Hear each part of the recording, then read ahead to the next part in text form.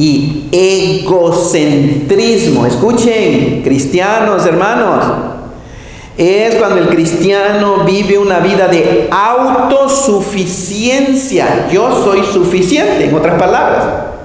Y egocentrismo, centro en el yo, en mi persona. Yo soy la fuente de mis acciones. Yo lo logré, yo me lo gané, mira lo que yo puedo hacer. O negativamente, pobre de mí, ¿por qué me hacen esto a mí? ¿Por qué me pasa esto a mí? No me deberían de tratar así a mí. A mí, yo no soy tan malo, no me lo merezco. O pedir perdón yo, si ella fue la que me ofendió. No, que pedir perdón, que venga a la persona a pedirme perdón a mí. Eso es carne, hermanos. Eso es carne. La carne en el ser humano, escuchen, siempre busca la autojustificación. Es decir, siempre quiere mostrarse a los demás como una persona que no comete errores ni equivocaciones. Ese es lo asqueroso de la carne. Siempre tratando de mantener su reputación, siempre tratando de que la gente piense bien de él o de ella. Cuando un cristiano rededica su vida, lo que acabo de decir del círculo vicioso, no es otra cosa más que la carne tratando de vivir la vida cristiana. Cada vez que este cristiano fracasa, se promete a sí mismo a esforzarse más y tratar con más ganas cada vez que lo vuelve a hacer. Una vez más, la carne esforzándose por vivir la vida cristiana. Y pongo ejemplos sencillos para que comprendan. Por ejemplo, tratar de dejar de emborracharse, tratar de dejar de usar marihuana o drogas o lo que sea, tratar de, tú llena el blanco, ¿cierto? Cada creyente puede poner el blanco ahí. Pero vean entonces, el cristiano sabe que estas cosas son pecado delante de Dios, sabe que no le agradan a Dios, y si no sabe andar en la gracia de Dios, el cristiano lo que hace es comprometerse y esforzarse para vencer esos hábitos o deseos pecaminosos.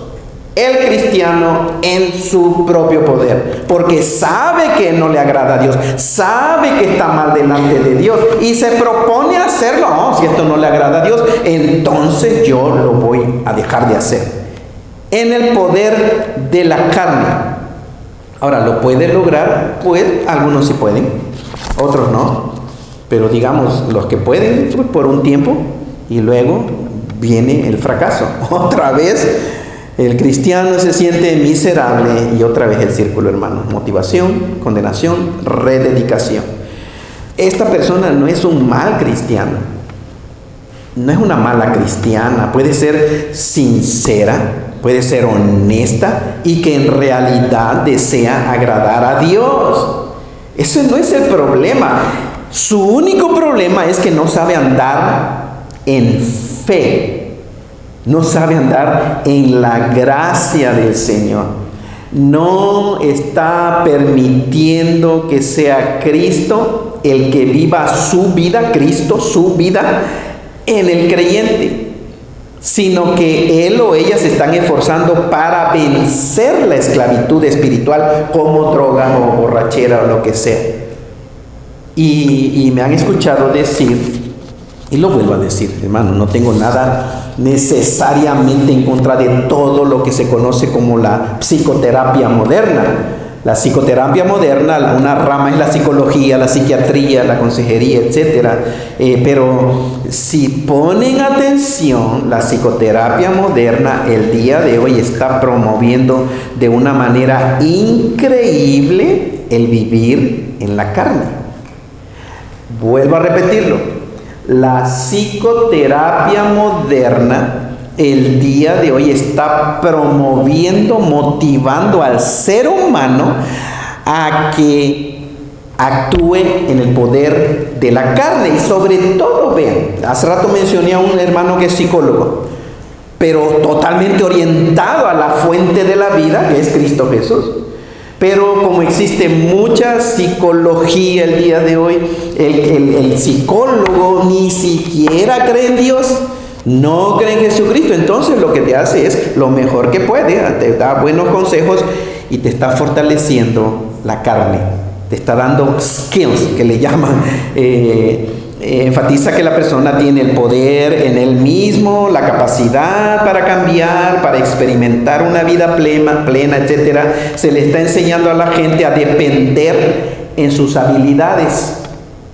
La psicología eso es lo que hace, que dependas en tus skills. Y si no tienes skills o habilidades, entonces te enseñan algunos skills o habilidades en lugar de depender en la vida resucitada de Jesucristo dentro de ti. O sea, se olvidan de Cristo. Cristo, pues para ir al cielo nada más.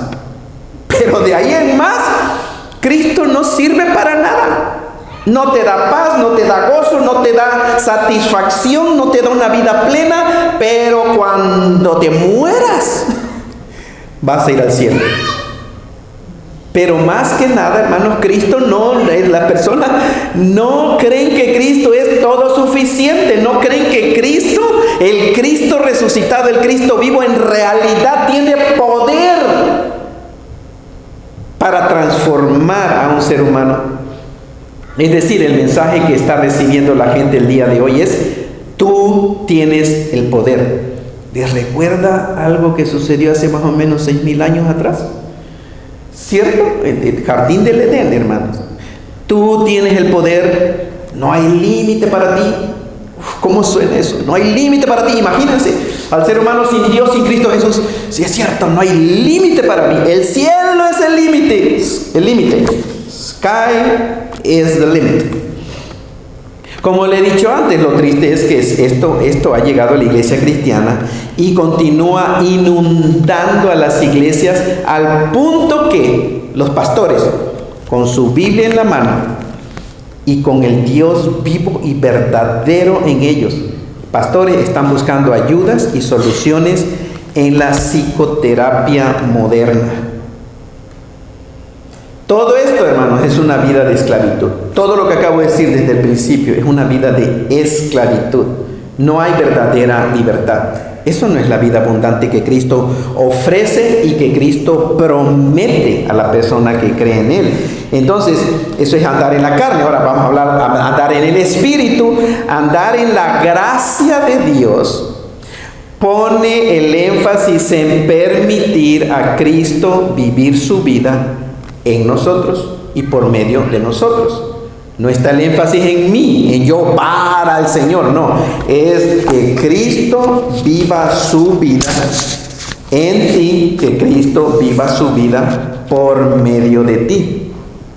Un ejemplo que uno de estos hermanos daba, dice, ¿qué si el espíritu de Michael Jordan? ¿Alguien sabe de Michael Jordan? Todavía, igual que yo. ¿Quién fue, verdad? Uno de los grandes basquetbolistas. Pero dice, ¿qué si el espíritu de Michael Jordan viniera a vivir dentro de ti? Piensen en eso, el espíritu de Michael Jordan, que viniera a vivir dentro de ti. ¿Qué es lo que desearías tú hacer? ¿Ponerte a ver un partido de béisbol? No creo, ¿cierto, hermano? Claro que no. Jugar básquetbol. Porque el espíritu de Michael Jordan estaría dentro de ti. Cuando yo era joven, hace poquito, hermano, y practicaba artes marciales que me apasionaban. Uno de mis héroes pues fue Bruce Lee. ¿Quién no conoce de Bruce Lee, cierto? Bueno, en aquel tiempo, Bruce Lee era todo. Y pasaba por mi mente, decía, sí, el espíritu, porque murió en 1973, creo. Imagínense que el espíritu de Bruce Lee viniera dentro de mí. Ese era mi héroe. ¿Qué iba a estar haciendo? ¿Comiendo tortas en la esquina del...? No, hermano, pues iba a estar practicando artes marciales, ¿cierto?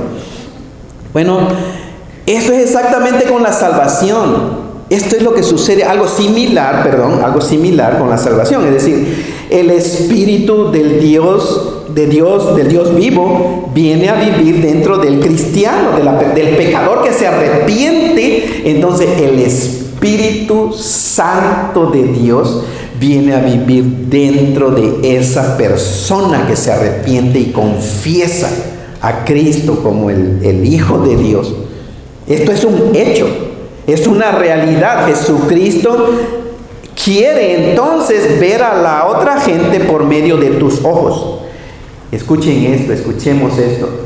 Jesucristo quiere ver a tus alrededores, a la gente de tu alrededor, por medio de tus ojos, porque Cristo ahora es tu vida. Cristo vive dentro de ti. Jesucristo quiere amar a otra gente por medio de tu vida. Jesucristo quiere amar a la esposa, a tu esposa, por medio de ti como esposo. Es Jesucristo amando a tu esposa por medio de ti, que eres el esposo de la mujer con la cual te casaste.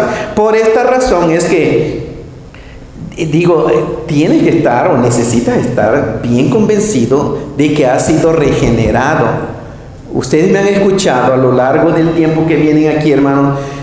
Yo digo eso, asegúrate. Necesitas estar conscientes, eres nacido de nuevo, has sido nacido de nuevo, porque Cristo vive dentro de ti. El Cristo resucitado, el Hijo de Dios, ha venido por medio del Espíritu Santo a vivir dentro de ti. Y cuando digo, asegúrate que eres regenerado, que has nacido de nuevo, alguien puede preguntar, pero ¿y cómo se hace eso? ¿Cómo me aseguro? La respuesta es por fe. Es más sencillo de lo que uno se imagina. Por fe. Fe en la verdad de las Sagradas Escrituras. Ten fe. No solamente lo creas, pon tu fe en eso que crees. Juan 1:12, mas a todos los que le recibieron, hablando de Jesucristo, a los que creen en su nombre, les dio potestad de ser hechos hijos de Dios. ¿Lo crees? Sí, pues pon tu fe en eso. Ten fe, eso es así. Eres hijo de Dios, porque la Escritura lo dice. ¿Recibiste a Cristo Jesús? Sí, bueno, pues eres hijo de Dios. Por fe, es fe en lo que declara la palabra de Dios. Y alguien dice, bueno, ¿y de ahí qué? Bueno, de ahí comienza a crecer en la gracia y el conocimiento de Jesucristo. Así de sencilla es la vida cristiana. Se ha hecho, la han hecho la gente, y pastores son muy culpables de hacer un desastre con el cristianismo el día de hoy. Lo hacen tan complicado, hermanos.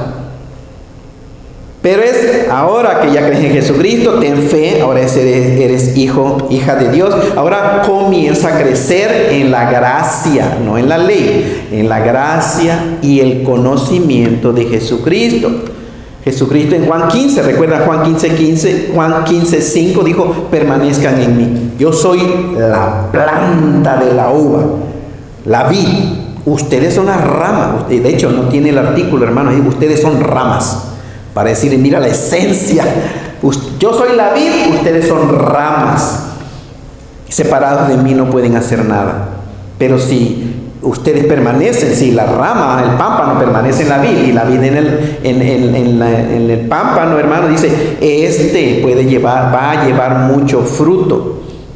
Permanecer en Cristo entonces es permanecer en su gracia y en su verdad. No se trata de solamente acumular información bíblica en tu cerebro. Se trata de conocer en la experiencia al Cristo resucitado. Conocer a Jesucristo es conocer la gracia de Dios. Conocer la gracia de Dios es conocer a Jesucristo. Por eso creo es Tito que dice que la gracia de Dios fue manifestada para salvación a todos los hombres. O sea, es Cristo Jesús, la gracia de Dios. No se trata de una doctrina, se trata de una persona viva, real, que es Cristo Jesús y que se fue levantado de entre los muertos. Conocer a Cristo, entonces es conocer la gracia de Dios. Pero bajo la ley, vean, es lo que nosotros hacemos. Bajo la gracia es lo que Cristo hace por medio de nosotros. Bajo la ley, el sistema de comportamiento, de moralidad, de principios, de valores, etcétera, eso es el sistema de ley, hermanos. Es vivir para Dios, para Cristo, bajo la gracia es vivir en Cristo Jesús. Y de esta manera permitir a Cristo vivir su vida en y por medio de nosotros. En el tiempo que nos queda, ya hablé de la carne, ¿cierto? Pero el origen del sistema de ley, hermanos, y el sistema de gracia, porque si se dan cuenta, el apóstol Pablo, en Romanos, en Gálatas, en el autor de Hebreos, hablan mucho de ese contraste, la ley y la gracia de Dios, el sistema de ley. Entonces, ¿dónde comenzó todo? ¿A dónde tenemos que ir? Al libro primero de Génesis. Antes, la cruz ya llama para acá para solucionar ese problema, pero necesitamos ir al libro de Génesis. Y en primer lugar, notamos que en el libro de Génesis, en la creación, ¿cuántos árboles había? Al menos dos árboles importantes. Génesis 2, capítulo 8, dice: y Jehová Dios plantó un huerto en Edén, al oriente, y puso allí al hombre que había formado. Y Jehová Dios hizo nacer de la tierra todo árbol delicioso a la vista y bueno para comer. Pero miren, dice, también el árbol de la vida, el árbol de vida en medio del huerto, y el árbol de la ciencia, o sea, el conocimiento del bien y del mal. Entonces, los árboles del jardín de frutales normales, literales, pero aquí habla de dos árboles importantes, del árbol de vida y el árbol de la ciencia, de vida, de la ciencia, del conocimiento del bien y del mal. Entonces había dos árboles. En el jardín de la creación de Dios se encontraban estos dos árboles, alrededor de los cuales giraría toda la historia humana. Estamos hablando de Génesis capítulo 1 y 2 y 3. En esos dos árboles, hermanos, giraría toda la historia de la humanidad. Y pongan atención, eran los medios materiales, los árboles materiales, utilizados por Dios para comunicar realidades espirituales. Viendo toda la Biblia, hermanos, desde Génesis y especialmente en el Nuevo Testamento, el árbol de vida se asocia con la vida de Dios. El árbol de vida podemos igualarlo a la vida de Dios, incluyendo la inmortalidad. El árbol de la ciencia del bien y del mal representa la autonomía humana. Autonomía, es decir, independencia de Dios. Eso representa el árbol del conocimiento del bien y del mal. Es decir, gobernarse a sí mismo, el ser humano, y asumir una postura independiente frente a Dios en todas las esferas de la vida. Es decir, estos dos árboles representan verdades espirituales profundas, que si llegamos a comprender, nos ayudarán a entender lo que es en la carne, en la vida del cristiano. El plan de Dios nunca era que el hombre viviera por el árbol del conocimiento del bien y del mal, ¿cierto? No, eso no, acá lo va a tener, sino por el árbol de la vida y el conocimiento del bien y del mal. Entonces, debemos entender que algunas, ocasiones, el Antiguo Testamento, hermanos, se entiende a la luz del Nuevo Testamento. La Biblia tiene dos partes principales, Antiguo Testamento y la parte del Nuevo Testamento. Hay algunas enseñanzas del Antiguo Testamento que las comprendemos bien a la luz del Nuevo Testamento. Comprendemos eso, y eso es exactamente hablando de los dos árboles, porque el apóstol Pablo es excelente, revelado por el Espíritu Santo, para comunicarnos lo que sucedió en el jardín del Edén. Entonces vean, pero el plan de Dios no fue que el hombre viviera por el árbol del conocimiento del bien y del mal, sino por el árbol de la vida, que representa a Cristo Jesús, a Dios, a su vida abundante. ¿Recuerdan en Juan capítulo 15, versículos 4 y 5? Dice: Jesucristo, permanezcan en mí y yo en ustedes. Como el pámpano no puede llevar fruto por sí mismo si no permanece en la vid, así tampoco ustedes, si no permanecen en mí. Yo soy la vid, Ustedes son ramas, son pámpanos. El que permanece en mí y yo en él, este lleva mucho fruto, porque separados de mí nada pueden hacer. La vid es la que produce el fruto. ¿Estamos de acuerdo? El árbol de la uva es el que produce el fruto, no el pámpano, no la rama. El pámpano solamente carga, bears fruit, o sea, lo lleva, hermano, pero es la vid, la rama no puede producir ningún fruto. Ya hablamos de fruto espiritual. El cambio, la transformación que nosotros queremos hacer o que el ser humano desea experimentar, la rama no lo puede hacer. La rama no puede dejar de emborracharse o fumar marihuana o drogas o tuya en el blanco. Es la vid verdadera, que es Jesucristo, el que puede hacer esto. Cristo, hermanos, no es controlado por el alcohol. Jesucristo no es controlado por las drogas. Jesucristo no es controlado por arranques y explosiones de enojo. Jesucristo no es controlado por decir maldiciones. Jesucristo no, hermanos. Jesucristo no es controlado por ninguna cosa terrenal y Él es la vid. Nosotros somos ramas. Nosotros somos las ramas, Cristo es la vid. Nosotros no podemos producir de nosotros mismos la vida cristiana, y eso es lo que en mis más de 30 años como pastor que he visto. Y yo mismo era una de esas personas. Que yo siendo rama quería producir el fruto que solamente ahora entiendo que lo produce la vid. Y ya se imaginarán mi vida. Porque era sincero, honesto, sincero, hermanos.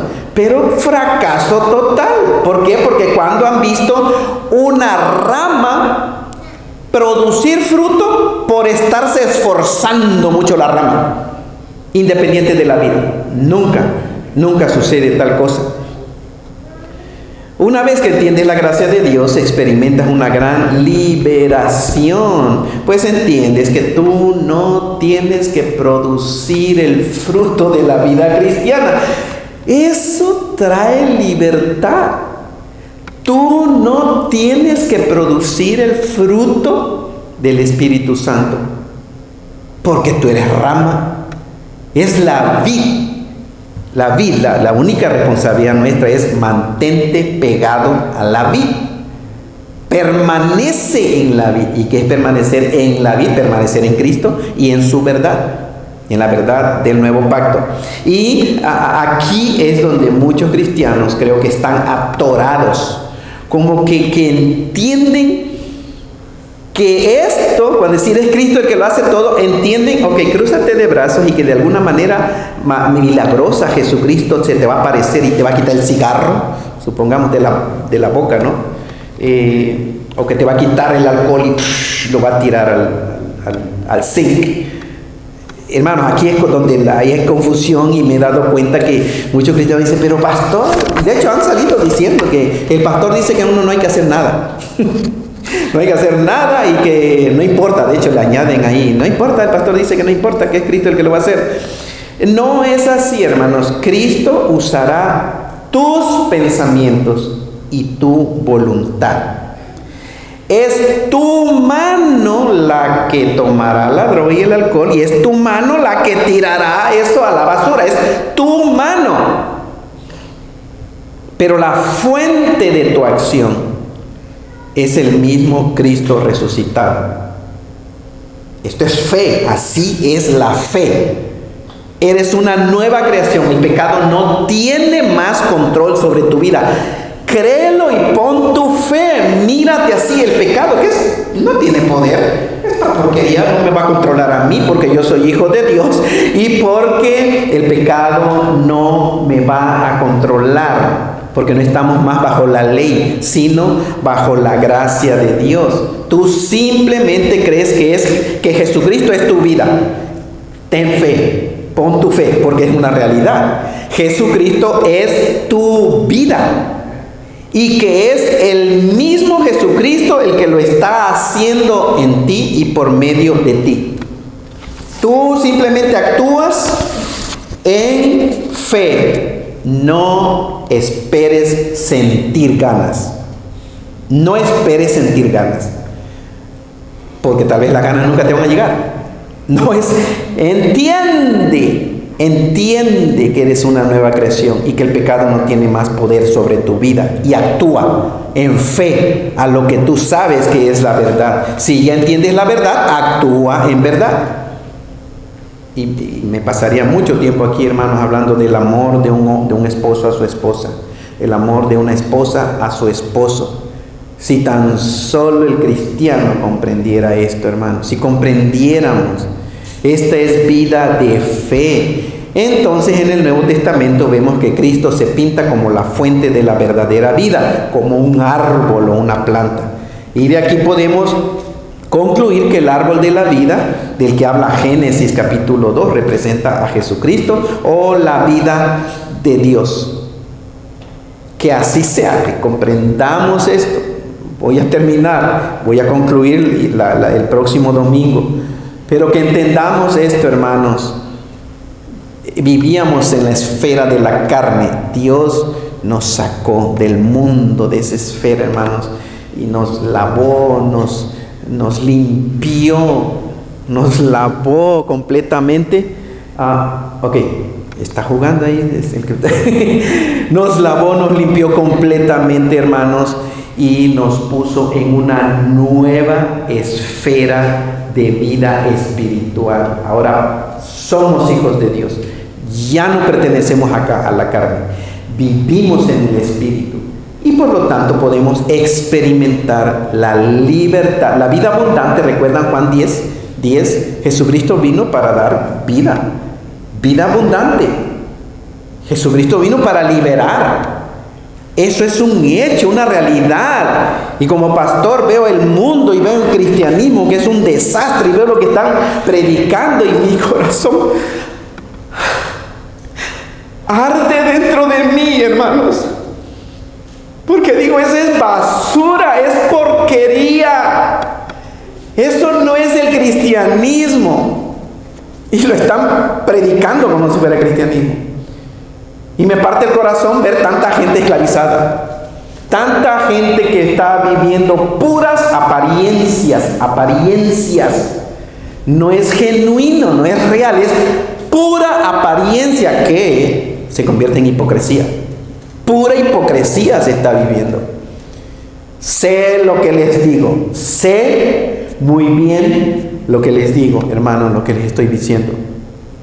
Personas que han por años pretendido ser los grandes espirituales, con título de esto, con título del otro, y después sale todo a la luz. Toda la verdad, hermanos, de que era pura payasada. Era pura porquería, esfuerzo humano. No era Cristo Jesús viviendo su vida dentro de ese creyente. Cierren sus ojos y voy a hacer una oración para ser despedidos, pero aunque sea unos 10 segundos, reflexiona y ahora tú responde al Señor. Cristo está aquí, Cristo te está escuchando. Ahora tú responde, dile: Señor, yo y tú llena el blanco. ¿Qué aprendiste el día de hoy? ¿Qué te habló el Señor? ¿Qué te dijo el Espíritu Santo que necesitas hacer? ¿Te reveló que estás viviendo una payasada, una hipocresía? ¿Te reveló que lo que estás preocupado es tu apariencia? ¿Y qué te indica entonces, si es así, que es el siguiente paso que vas a hacer para que puedas en verdad experimentar la vida abundante y la libertad que Cristo ofrece y promete al ser humano?